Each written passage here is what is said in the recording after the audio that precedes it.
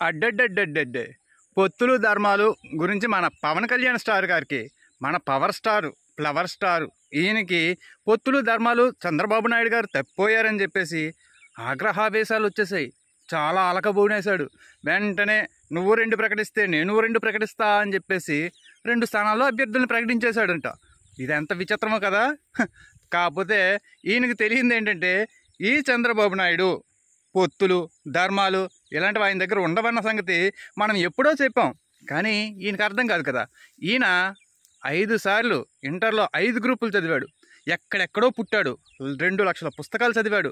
ఇన్ని చదివినా, ఇన్ని వేల మంది చెప్పినా, ఒరే నాయనా ఆయన దగ్గర పొత్తులు ధర్మాలు ఉండవు, ఆయన పొత్తులు ధర్మాలకు అతీతుడు, ఆయన కేవలం కుత్తుకులు కోయడం, వెన్నుపోట్లు ఇలాంటి వాటికి మాత్రమే ప్రతీతుడు, అలాంటి వ్యక్తి దగ్గర నువ్వు పొత్తులు ధర్మాలు పెట్టుకుంటున్నావు అనకూడదులే, చా నా పోతావు అని చెప్పేసి క్లియర్గా చెప్పినా సరే, లేదు లేదు నేను ఆయనతోనే ఉంటాను, ఆయనతోనే ఉండాలి, ఎందుకంటే లోక రక్షణార్థం, ఈ లోకాన్ని రక్షించడం కోసం ఆంధ్రప్రదేశ్ ప్రజలకి జగన్మోహన్ రెడ్డిని లాంటి వాళ్ళని ఉంచకూడదు, వైఎస్ రాజశేఖర రెడ్డి అప్పుడు ఉండేవాళ్ళు, ఆయన మీద నాకు కోపం, ఆయన లాంటి వాళ్ళు ఉండకూడదు, ఇప్పుడు జగన్మోహన్ రెడ్డి చాలా మేలు చేస్తున్నాడు, ఆయన లాంటి వాళ్ళు ఉండకూడదు అని చెప్పేసి ఈ పవన్ కళ్యాణ్ గారు ఇంకొక 10 సంవత్సరాల వరకు కూడా నేను ఖచ్చితంగా చంద్రబాబు బానిసగానే ఉంటాను, మీరందరూ కూడా జెండాలు మోయాలి అని చెప్పి ఈరోజు ఏం చెప్తున్నాడు.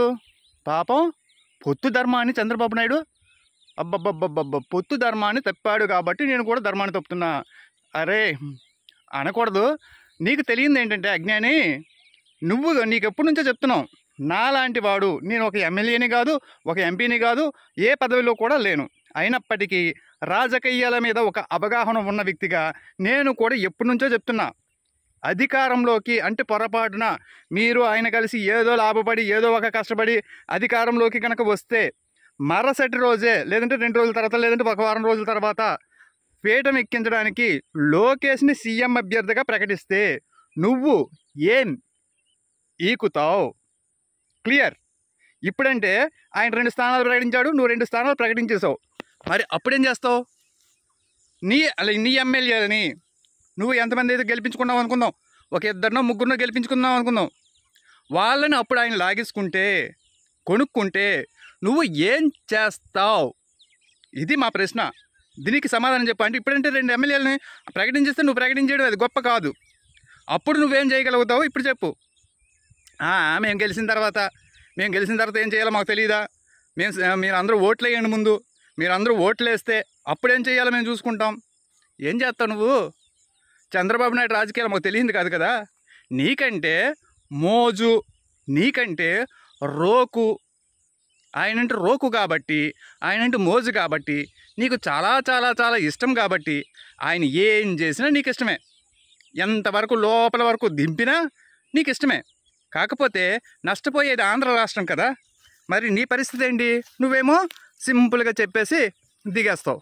మరి అప్పుడు జనాల పరిస్థితి, జనాల మీద ఇంకొక 5 సంవత్సరాలు లోకేష్ని ముఖ్యమంత్రిగా భరించాలి. దానికి నీ సంగతి ఏంటి? నువ్వేం చేస్తావు? ఏం చేయగలుగుతావు? ఆయనకు ధర్మాలు ఉండవు. ఆయనకు ధర్మాలు అనేది ప్రశ్నే లేదు.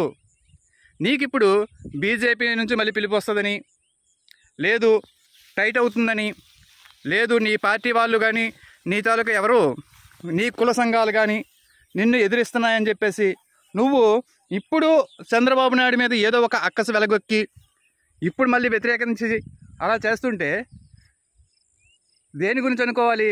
నీ స్వార్థం గురించి నువ్వు చేస్తున్నావు, అంతకుమించి ఇంకేం కాదుగా. ఇదే బాధలో, ఇదే దినిగా నిజంగా చెప్తున్నాం, క్లియర్గా చెప్తున్నాం. నువ్వు 45 స్థానాలు కనుక ముందే అడిగుంటే, ముందే క్లారిటీ ఇచ్చుండి నాకు 45 స్థానాలకు తగ్గనివ్వకుండా నువ్వు ఇస్తేనే నేను నీతో పొత్తులో ఉంటానని చెప్పుంటే చంద్రబాబు నాయుడు అప్పుడే క్లియర్గా చెప్పేసేవాడు, నెవర్ అలా ఇచ్చే ప్రసక్తే లేదు అనేసి. ఒకవేళ అలా ఇచ్చాడనుకోండి, 45 స్థానాలు నీకు ఇచ్చాడనుకోండి, తెలుగుదేశం వాళ్ళందరూ చంద్రబాబు నాయుడు మొఖాన కాండ్రించి ఉమ్మేస్తారు. మేము ఇన్ని సంవత్సరాలుగా కాసుకుని ఉన్నది, మొత్తం 40 సంవత్సరాలు నువ్వు ఇండస్ట్రీ అని చెప్పుకుని ఉన్నది ఇంకొకటికి ఊడిగం చేయడానికా? ఇన్ని సంవత్సరాలు మేము పార్టీని బతికించుకున్నది దేని గురించి? నువ్వు పార్టీని బతికించుకోవడం నీకు చేత కాకపోతే, నీకు రాజకీయాలు చేయడం నీకు చేత కాకపోతే, జగన్మోహన్ రెడ్డి గారిని ఎదుర్కోవడం ఎలాగో నీకు చేత కాకపోతే దానికి మేము నష్టాన్ని భరించాలా? మేము ఇబ్బందులు పడాలా, నీకోసం మేము త్యాగాలు చేయాలా అని చెప్పేసి తెలుగుదేశం వాళ్ళందరూ కూడా 45 నియోజకవర్గాల్లో కూడా ఖచ్చితంగా వాళ్ళ నుంచి వ్యతిరేకత వస్తుంది. మరి నీలాగా అనుకున్నావా, నీ పార్టీలాగా అనుకున్నావా? నువ్వంటే ఏ నియోజకవర్గాల్లోనూ కూడా అభ్యర్థులు నీకంటూ ఉండరు. ఎందుకు ఇప్పుడేం చేస్తున్నావు?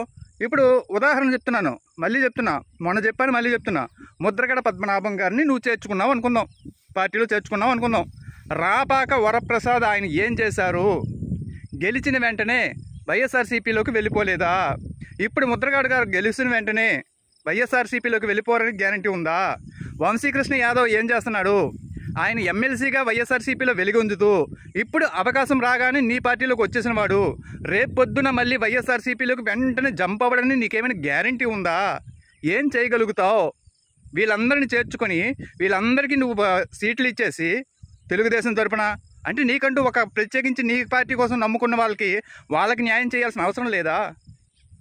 ఏం చేయాలనుకుంటున్నావు? నీకంటూ రాజకీయాల మీద ఒక అవగాహన ఉందా? ఏదో గుడ్డొద్దొచ్చి చేతిలో పడ్డట్టుగా అదే పని, ఆ టైంకి ఏది వీలైతుంది చేసుకెళ్ళిపోవడమే, చెందుతూ ఉండడమే. ఇంతే. మనకి ఒక పద్ధతి పాడనేది ఉండదు.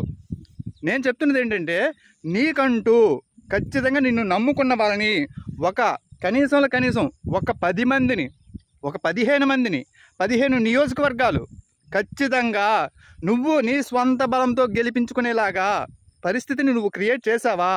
ఇన్ని సంవత్సరాల్లో నువ్వు ఏ రోజైనా సరే, ఎప్పుడైనా సరే ఒక నియోజకవర్గంలో తిష్ట వేసి ఆ నియోజకవర్గ పరిస్థితుల గురించి ఆకలింపు చేసుకున్నావా? ఆయారాం గయారాం, మీటింగ్కి వచ్చాం, 4 అరుపులు అరిసాం, వెళ్ళిపోయాం. ఈ మధ్య మాత్రం అరవడం తగ్గించేసావు. ఎందుకో తెలుసా? పరిస్థితి నీకు కనిపిస్తుంది. ఇటువైపు చూస్తే దత్త తండ్రి ఆయన ఒక పద్ధతిలో లేడు, పద్ధతిలో ఉంచట్లేదు. ఇంకొక వైపు చూస్తే నీ పార్టీ పరిస్థితి ఏంటి, నీ అభ్యర్థులు ఏంటి, ఎవరైనా డిసైడ్ చేయాలి.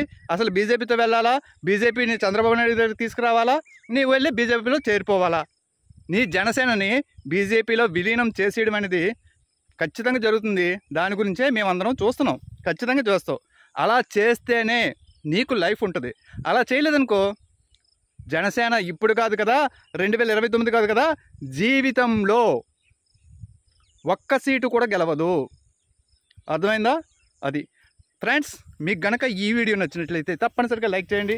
మీ అభిప్రాయాన్ని కామెంట్ రూపంలో తెలియజేయండి. పచ్చని పంట పొలాల్లో, విలేజ్ వాతావరణంలో ఈ వీడియో చేస్తున్నాను. ఒకవేళ మీరు కనుక ఇంతవరకు సబ్స్క్రైబ్ చేయకపోతే దయచేసి నన్ను ఆశీర్వదించినట్లుగా భావించి సబ్స్క్రైబ్ చేసుకోండి.